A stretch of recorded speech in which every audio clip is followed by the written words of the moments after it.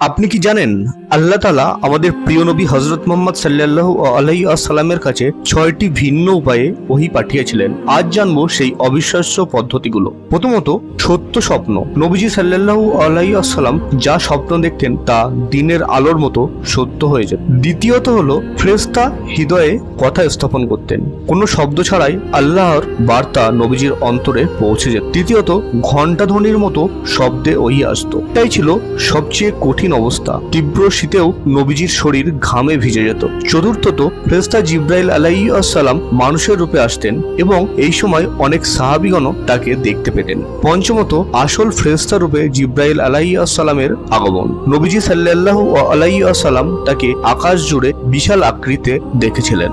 আর ষষ্ঠ এবং সর্বোচ্চ মর্যাদার উপায় হলো, মিরাজের রাতে আল্লাহ তাআলা সরাসরি নবীজির সাথে কথা বলেন।